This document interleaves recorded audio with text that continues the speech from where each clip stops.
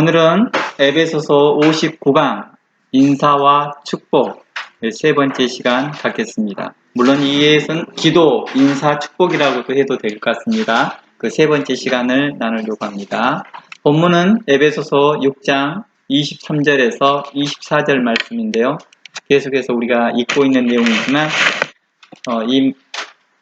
사도 바울이 축복했던 그 축복이 우리에게도 또 동일하게 역사하기를 바라는 마음으로 다시 한번 읽어보겠습니다. 23절, 24절을 믿음으로 함께 읽어보겠습니다. 아버지 하나님과 주 예수 그리스도에게로부터 평안과 믿음을 겸한 사랑이 형제들에게 있을지어다. 우리 주 예수 그리스도를 변함없이 사랑하는 모든 자에게 은혜가 있을지어다. 아멘. 이러한 은혜가 우리 모두에게 있기를 원합니다. 지난주에 설교에 이어서 계속해서 살펴보겠습니다. 에베소서의 초점이 뭘 이야기하고 있었냐? 유대인과 이방인, 할례자나 무할례자나 화해하고 연합하고 그리스도 안에서 하나됨을 이야기를 하고 있었다는 것입니다. 그러면서 에베소서의 그 초점은 계속해서 교회론적인 관점에서 우리가 한 유니트다. 유기체적으로 우리가 한 바디에 속해 있다. 그리스도를 머리로 하고 우리는 서로가 지체가 되니 서로 사랑하고 긍휼히 여기며 인자하게 행하라 라고 하는 것이 초점이었습니다. 이 일을 행하지 못하였을 때 사도 바울은 성도로 합당히 태도를 취해라. 그렇지 못한다면 하나님의 성령이 근심할 것이다. 그리고 우리가 그렇지 못하고 또 거짓된 복음과 거짓된 그 가르침을 따라가면서 잘못된 신앙생활을 했다면 그 신앙생활을 벗어버리고 새 옷을 다시 입어라.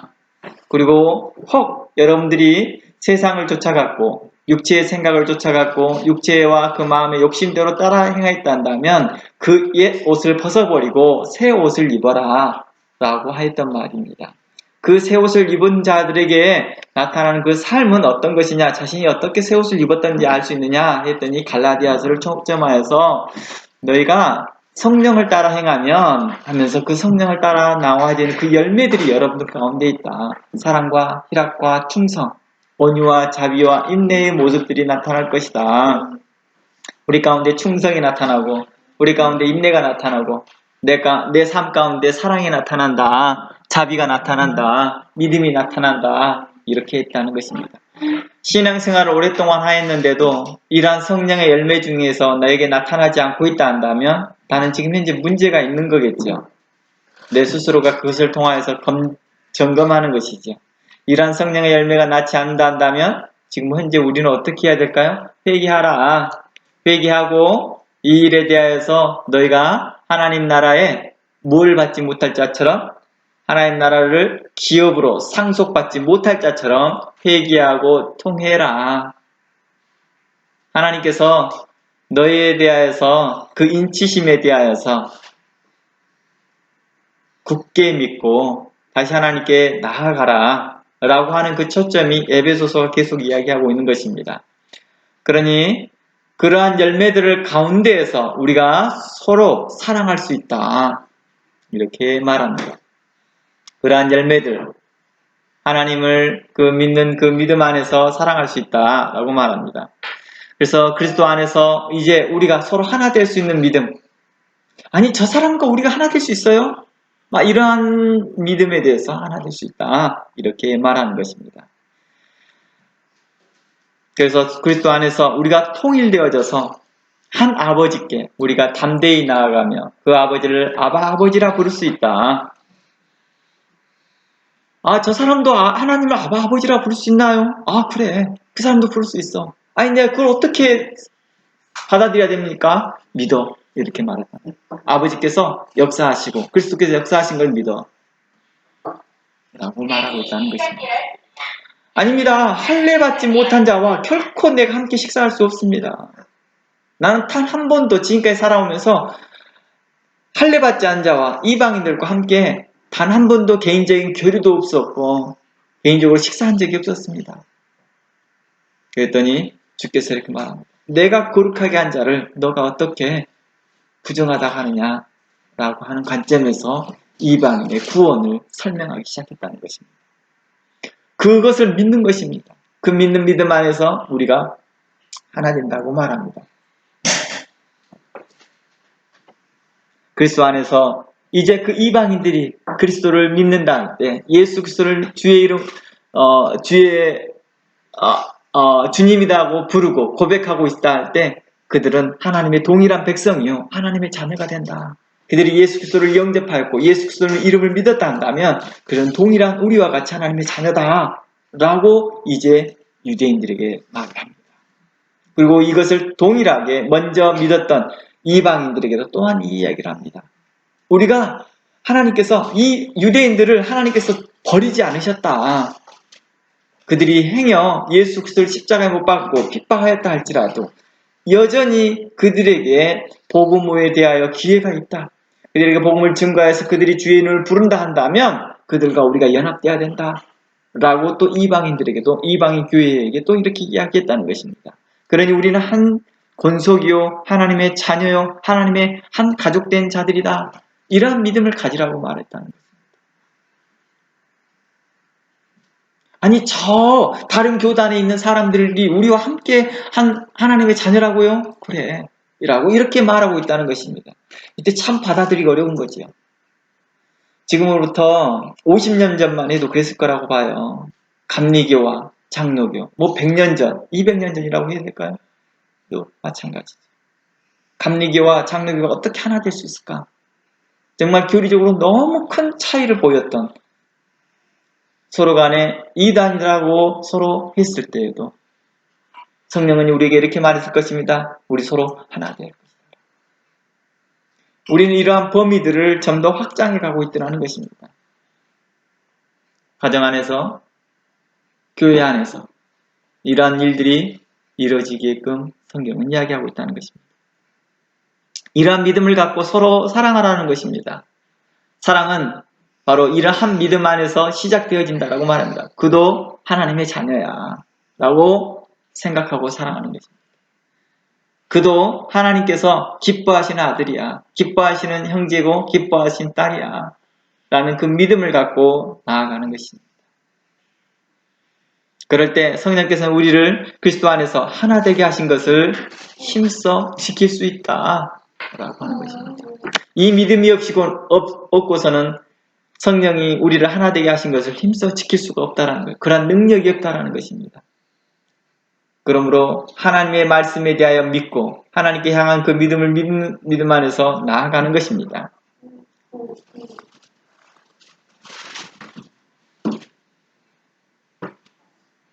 바로 이러한 부분들을 생각해 볼 수 있는 것들입니다.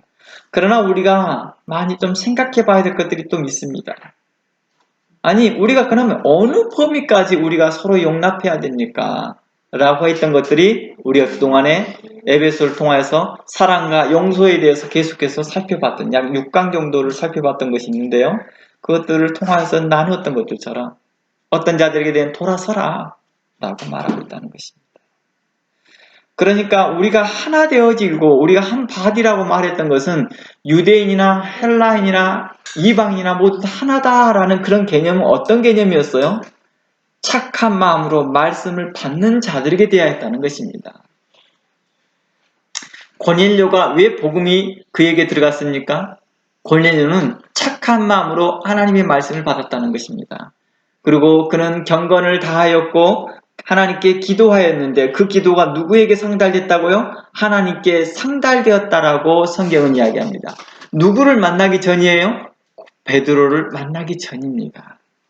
바로 이러한 것들을 통하여서 베드로를 통해서 말합니다. 가서 고넬료에게 복음을 증거해봐. 이렇게 말합니다.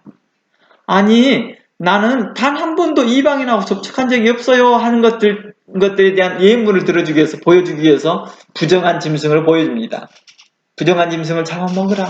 아, 나 저 이거 못 먹습니다. 난 지금까지 인생에서 단 한 번도 먹어본 적이 없습니다. 그래서 하나님께서 이렇게 말하면 내가 거룩하게 한 것을 네가 어떻게 부정하다가 하느냐. 이것은 곧 고넬료에 대해서 이렇게 하는 거죠. 고넬료가 거룩하다. 내가 그를 거룩하다 인정하였다. 내가 그렇게 거룩하다 칭하였다. 그러니 너는 가서 그에게 복음을 증거하라. 예수 그리스도로 말미암아서 유대인이나 이방인이나 하나가 됨을 증거하라. 예수 그리스도의 십자가의 보혈로 우리가 하나가 될 수 있다라는 것을 증거하게 합니다. 이때 그들에게 무슨 일이 일어났습니까? 오순절에 일어났던 성령의 역사가 동일하게 일어났다는 것입니다. 그러면 이방인들 중에서 죄를 범하고 악을 행하고 여전히 행하고 있는 자들에게는 왜 나타나지 않았을까요? 당연하죠. 당연하다. 우리가 그걸 잘못 이해해서 이방인과 헬라인이 하나 된다라는 것이 죄가 있어도 하나 된다? 죄가 있어도 사랑해야 된다? 이런 의미가 아니라는 것입니다.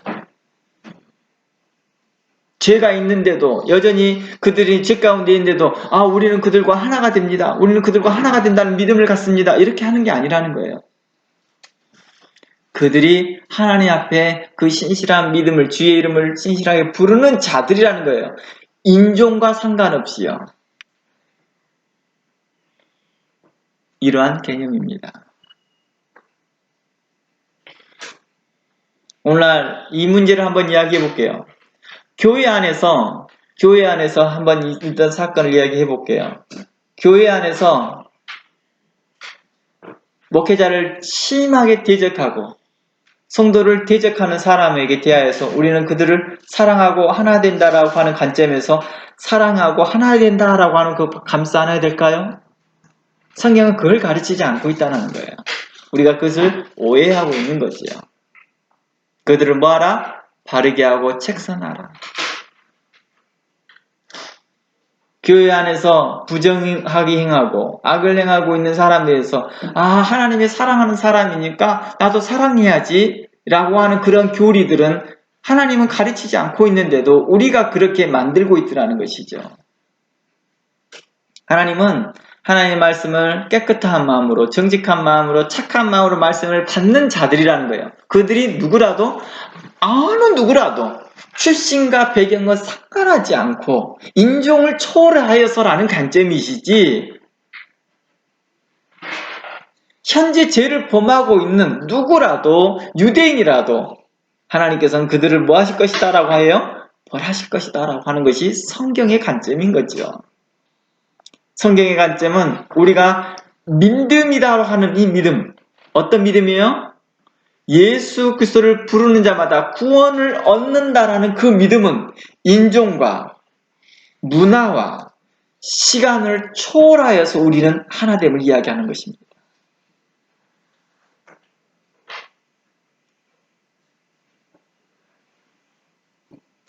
장로교와 감리교가 하나가 될 거냐 말 거냐의 문제는 서로 간에 무엇이 있어야 될 것입니까? 동일한 믿음이 있어야 됩니다. 감리교 출신이기 때문에 그리고 장로교 출신이기 때문에 이런 의미가 아니라 장로교든 감리교든 누구든지 주의 이름을 부르고 있다 하면 우리는 한 몸입니다 라고 하는 그 믿음을 가지는 것입니다. 진실한 마음과 깨끗한 마음으로 주를 부르고 있고 그의 삶 가운데에서 성령의 열매가 맺고 있다 하면 장로교 출신이나 감리교 출신이나 우리는 하나입니다 라고 하는 것입니다. 우리는 그러한 열매들을 보면서도 우리는 그들과 하나 되지 못하게 하려고 뭐예요? 폄하하는 말을 한다는 거예요. 그래도 저들은 구원받지 못했을 거야. 그래도 저들은 구원받지 못했을 거야. 한동안 감리교와 장로교에 싸우고 있을 때 칼빈주의자들과 알미니안주의들이 서로 싸우고 있을 때 서로 간에 성령의 열매가 보이는데도 절대 인정하지 않습니다. 도리어 폄하합니다. 그들의 행위를 폄하하고 인정하지 않으려고 합니다. 마치 사마리아 사람이 강도 만난 유대인을 구원해 주었을 때 그 사람을 인정하지 않으려고 하는 것과 같은 그러한 태도와 같습니다. 그 사람 착한 일 했네 하고 끝이에요. 이도 하나님의 백성이네 라고 인정하지 않는다는 것입니다. 그냥 도덕적으로 윤리적으로 착한 사람이야 이 정도로만 아마 그 정도 거 말한 것도 윤리적으로 도덕적으로 착한 사람이야 이 정도 말한 것도 아마 극단적인 칭찬이었을 것입니다. 이런 칭찬조차도 안 한다는 거예요. 어떻게 하느냐? 그렇게 해도 너희들은 멸망받아. 너희들은 그렇게 해도 죽어. 이렇게 폄하하더라는 것입니다. 혹시 우리가 그러고 있지 않습니까?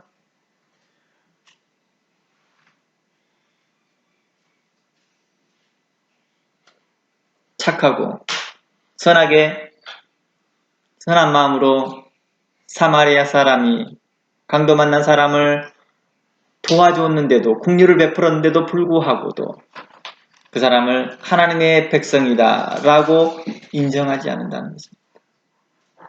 반대로 자신은 하나님의 백성이요 하나님의 자녀라고 하면서도 그 누구에도 긍휼을 베풀지 않습니다.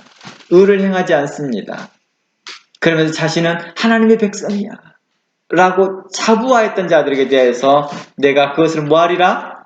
열매 맺지 못한 가지를 잘라내버릴 것이다. 마른 가지를 잘라내버리심과 같이 내가 잘라낼 것이다. 한 여인이 마른 가지를 모아다가 불 살라버린과 같이 내가 그러한 마른 가지들을 잘라 모아서 내가 그것을 어디에 버릴 것이다?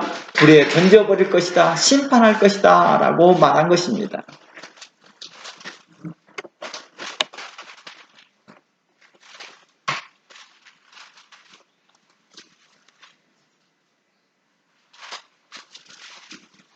그러니 교회 안에서 불법을 행하고 부정을 행하고 의롭지 못한 자들은 우리는 그들도 사랑해야 됩니다.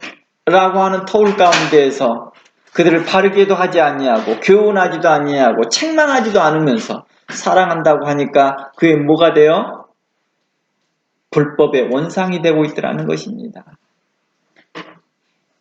하나님의 의를 알지 못하고 뜻을 알지 못하고 하나님의 거룩함을 뭐하게 만들어? 부정하게 만들어버리고 하나님의 그 거룩함을 값싼 것으로 만들어버리고 하나님의 거룩함을 값싼 구원으로 팔아넘기고 있더라는 것입니다.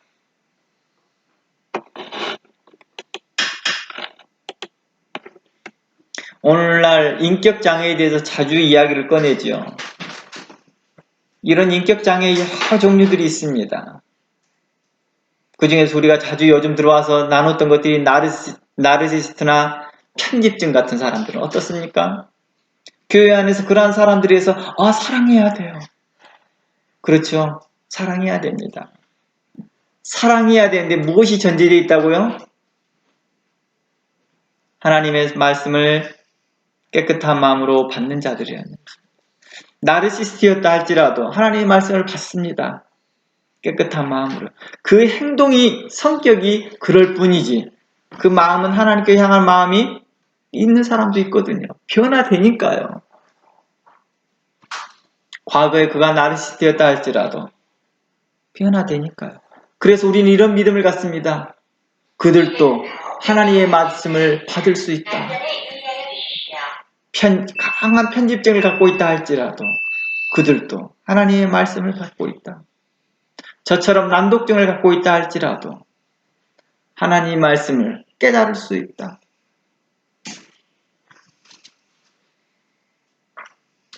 우리에게 부족한 인격들이 많이 갇히고 있거든요. 그렇잖아요. 우리가 솔직히 다른 사람을 비판할 만한 그런 위치에 있지 않습니다. 그럼에도 우리에게 그렇게 보여지는 것들이 많거든요. 분명하게요. 그러한 사람들조차도 하나님의 말씀을 받을 수 있다는 것입니다.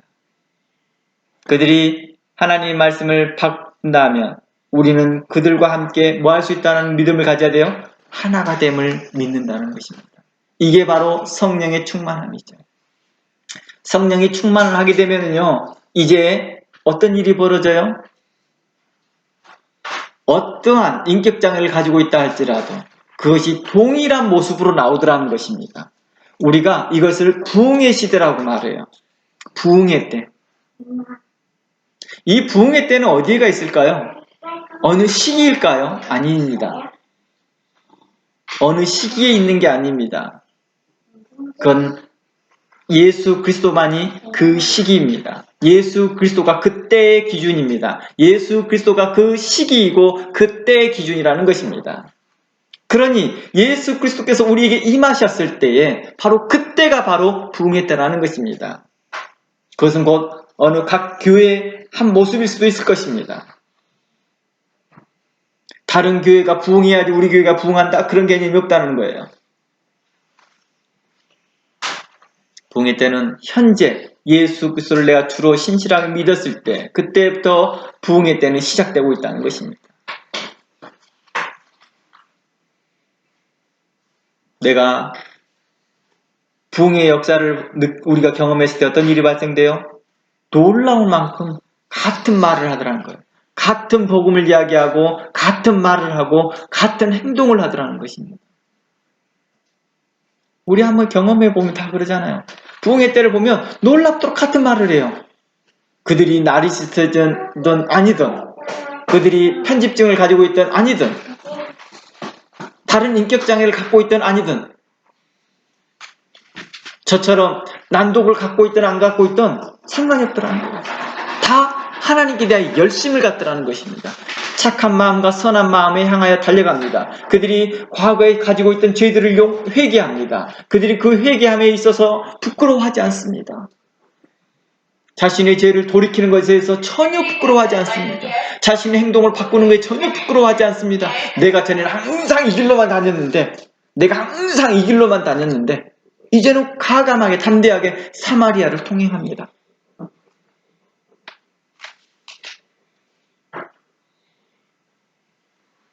왜 그래요? 그 사마리아에도 복음이 들어갔으니까요. 사마리아에도 복음이 듣는 자가 있으니까요.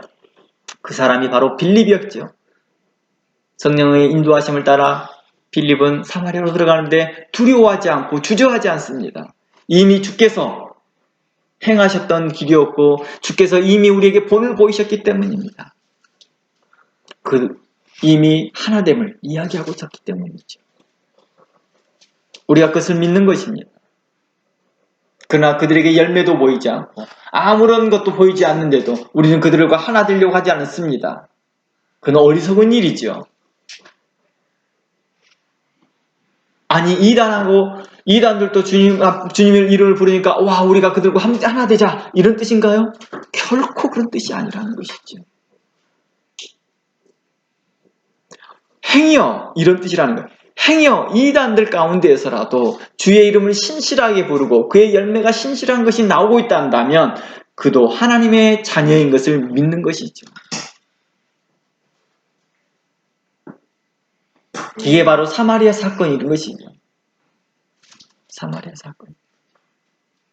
당시에 예루살렘은 사마리아를 이단으로 취급했거든요.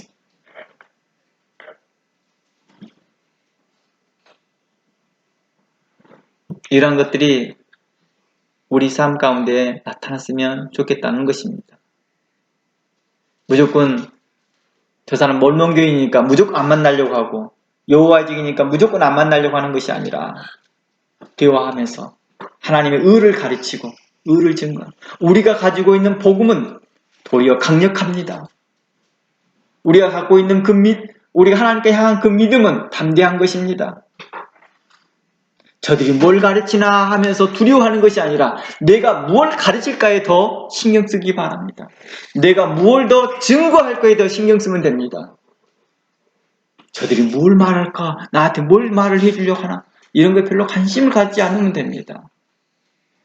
내가 분명한 언어를 가지고 있고 내가 분명한 기준을 가지고 있다면 내가 그 분명한 기준을 그들에게 말한다면 그 기준에 맞으면 그들이 예스라고 따라올 거라는 거죠.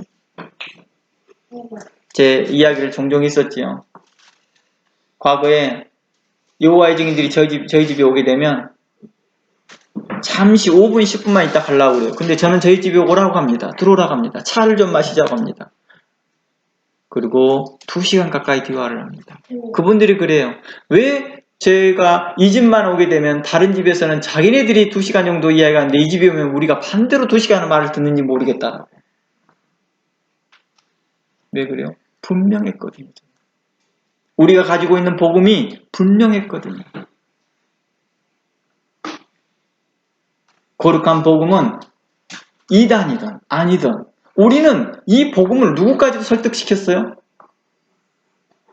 전혀 예수를 알지 못하는 도리어 불자들을 또 그리스도의 복음으로 회개시켰는데 같은 비슷한 성경이라도 갖고 있는 그들에게 대하여 증거하기가 더 쉽거든요. 그래서 제가 그들을 책망할 때 이렇게 말합니다. 네가 가지고 있는 성경을 깨닫지 못하고 있다.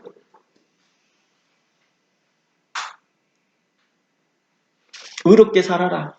그러면서 우리가 현재 갖고 있는 교회를 향하여 비방하고 우리에 대하여서 비난했던 그 말들을 걷어치워라. 당신이 정말 우리 교회에 대해서 다 아느냐? 그러니까 내가 우리 교회라는 것이 개념이 아니죠. 현재 개혁교회에 대해서 이야기하는 거예요. 개혁교회 너희들이 다 아느냐? 알지도 못하면서 몰명교회에서 인위적으로 비방하고 비난하는 것에 대해서 이야기를 합니다. 그것이 있다고 그렇게 비난하고 비방한다고 해서 당신들이 우월한 거 아니다. 그런 삶을 살지 못하고 의롭지 못한 것이 하나님 앞에 기쁨이 되지 못한다. 우리 개혁교회도 계속해서 우리는 또다시 개혁하려고 한다. 교회 안에 부정과 부패와 부정이 있다는 거 우리는 안다. 우리는 그것에서 우리는 열심을 다하여서 그에 대해서 회개하기를 바라고 있다. 우리 교회 안에서 하나님 앞에 합당한 삶을 살기를 바라고 합당한 믿음을 갖기를 원하고 있다. 이제는 이곳에서 와서 느끼지만 자주 그러잖아요. 감리교니 장로교니 침례교니 오순절이니 하면서 자기네 교리들을 강조하고 상대방의 교리를 비하시켰던 사람들에게 대해서 이렇게 말하고 싶습니다. 그렇게 주장했던 그 교리대로 살고 있느냐? 우리는 주께서는 그걸 보고 싶어 합니다. 믿음 강조하느냐? 믿음으로 살아라. 행위를 강조하느냐? 행위에서 그 삶을 보여라. 둘 다 결국은 믿음으로 살더라도 그 삶의 열매는 성령의 열매가 나올 것이요. 행위로서 삶을 한다 할지라도 그 열매가 주를 은혜해서 살았기 때문에 의지에 살았기 때문에 성령의 열매가 나올 것이다. 동일한 열매가 나올 거라는 거예요. 동일한 열매. 둘 다 교리만 차이가 있을 뿐이지 동일하게 누구를 부르고 있어요? 주를 부르고 있다는 거예요. 그 교리적 차이가 성경을 기반하고 있다는 거예요. 놀랍더라고요.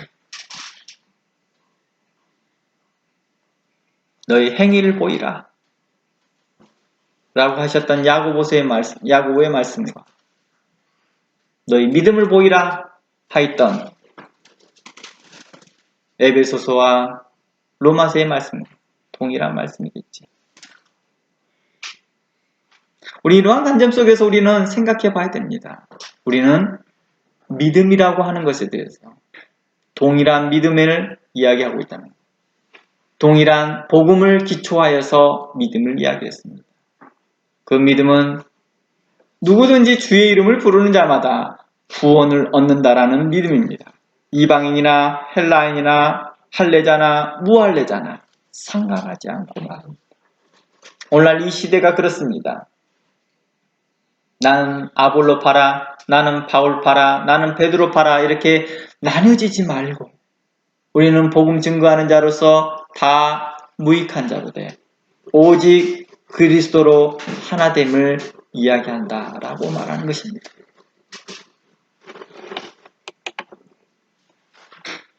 성경은 계속해서 이러한 믿음 안에서 뭐하라? 고 말하고 있어요? 평안을 가지라고 말합니다.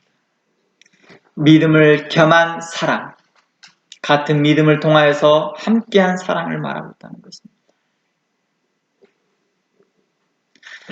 만약 믿음을 갖지 못한 자들에게 대해서 어떻게 해요?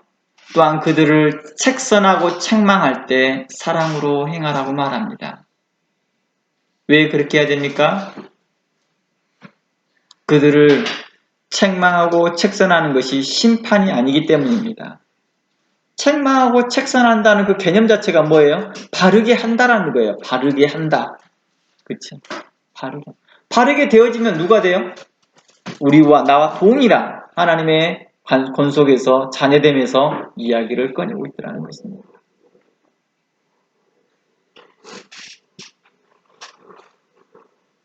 성경은 바로 이러한 부분들을 이야기하고 있습니다. 그러나 듣지 아니하고 에베소의 말씀처럼 듣지 아니하고 계속해서 떠들어대며 거짓을 행하며 거짓을 지어내는 자들에게 대하여서 뭐하라? 그들을 떠나라 라고 말하였다는 거예요. 아니 하나 되라고 하셨던 분이 왜 또 떠나라고 말합니까? 라고 하는 것에서 이러한 개념을 이해하면 바로 이해할 수 있다는 것입니다. 하나님의 말씀을 착한 마음과 의로운 마음과 신실한 마음으로 듣는 자들이구나. 그리고 그들 안에 성령의 열매가 맺어지는 자들이구나 라는 것을 알게 된다는 것입니다. 아까 좀 전에 사마리아 사람을 통하여서 말했던 것들이 너무 지나치게 해석되어져서 이단과도 하나 되어진다라는 개념으로 이해해서는 안 된다는 것입니다.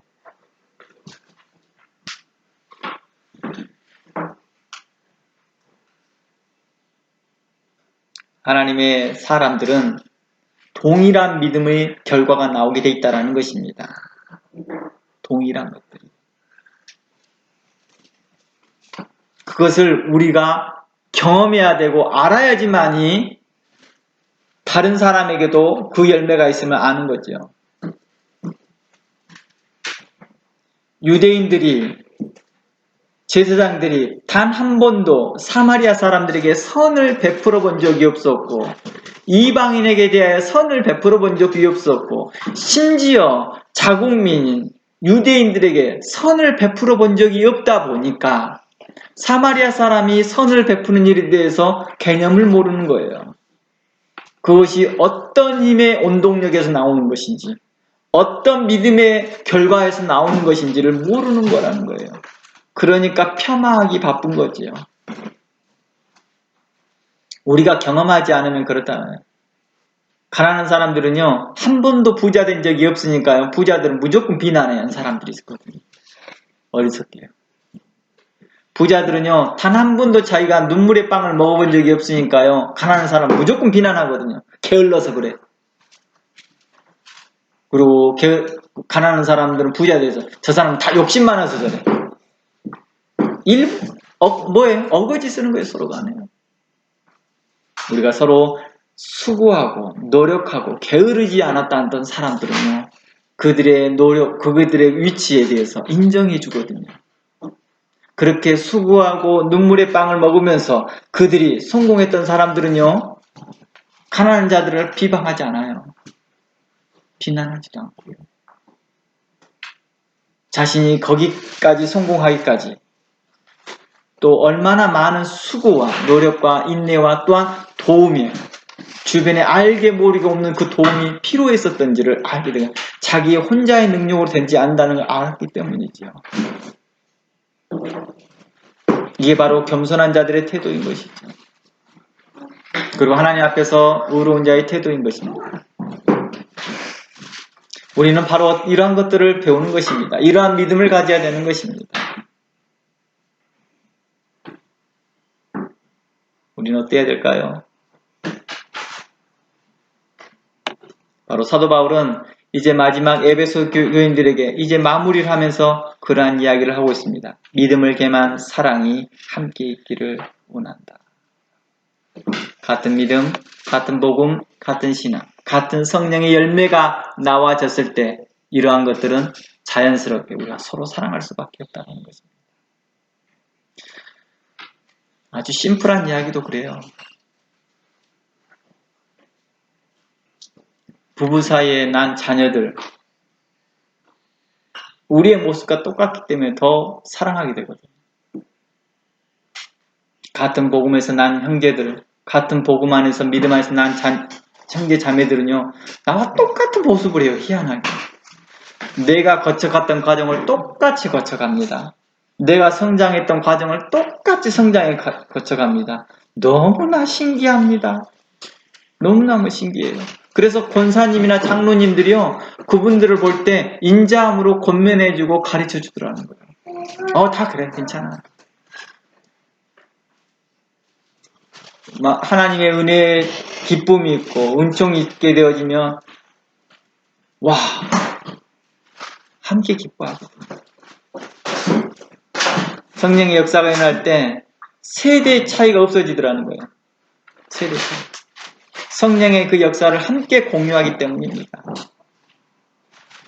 저도 저희 부모님과의 이 성령에 대해서 함께 나눌 때, 성령의 역사에 대해서 이야기를 할 때 서로의 갭을 못 느끼거든요. 2시간, 3시간, 많게는 새벽에 넘어까지 이야기를 합니다. 한동안 저희 아버님과 어머님이 함께 있을 동안에 찬양을 함께 따라 부르는데, 저도 함께 부르는데요. 찬송가 첫 장부터 시작해서 마지막 장까지 아는 노래만 다 따라 부르는데도요, 은혜가 되거든요. 그런 공간이들은 세대가 무의미해지는 거죠. 함께 그 찬송가에 나온 가사에 은혜 받고 함께 그 찬양에 은혜 받습니다. 누가 박자를 맞추냐, 누가 음을 제대로 잡느냐 별로 중요하지 않았습니다.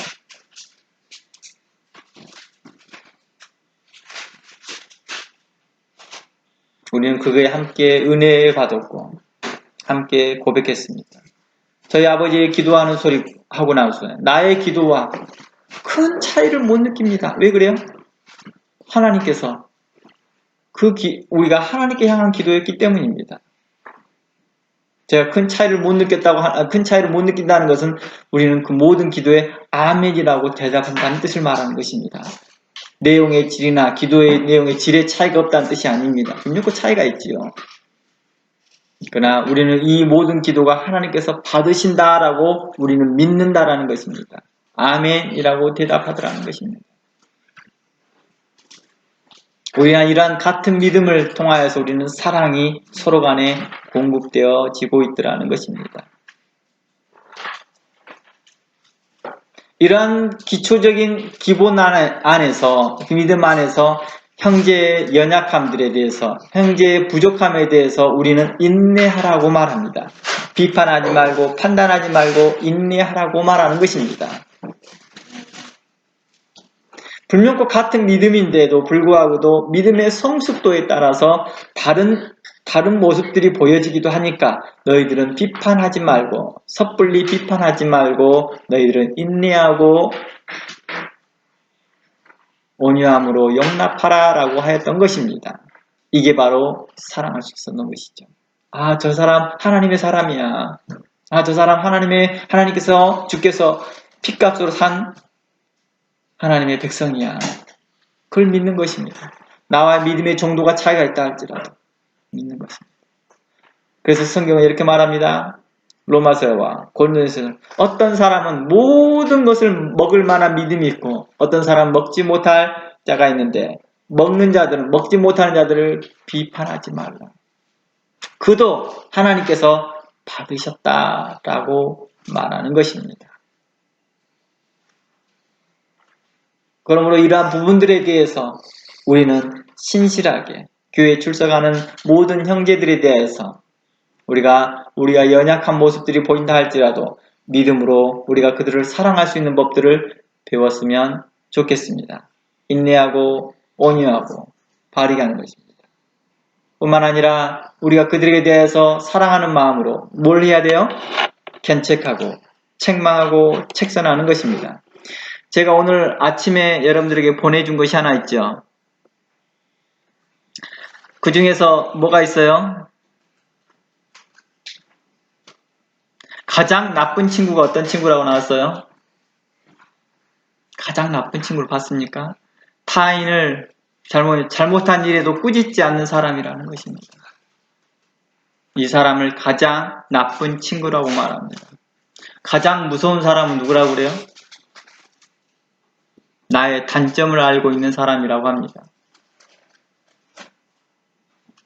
우리가 하나님을 두려워하고만 있을까요? 그럴 수는 없습니다. 오늘 이 부분에 대해서는 다음 주 이번에 오는 라아 코스에서 좀 더 자세히 다루겠습니다.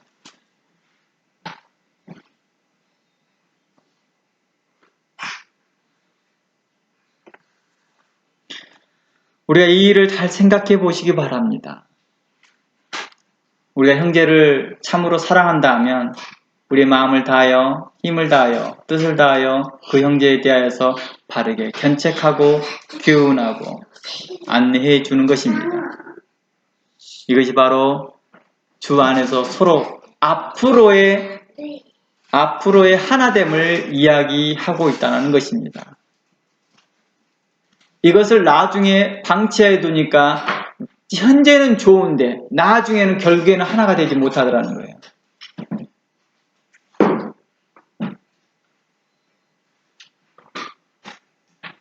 우리가 아주 쉽게 이야기해 볼게요.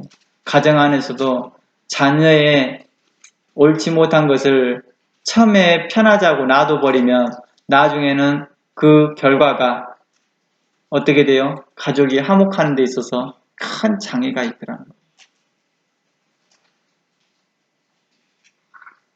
그래서 많은 분들이 이러더라고. 우리 아들은 어렸을 때 안 그랬는데, 내 딸은 어렸을 때 안 그랬는데, 안 그런 게 아니죠. 못 봤던 거겠죠.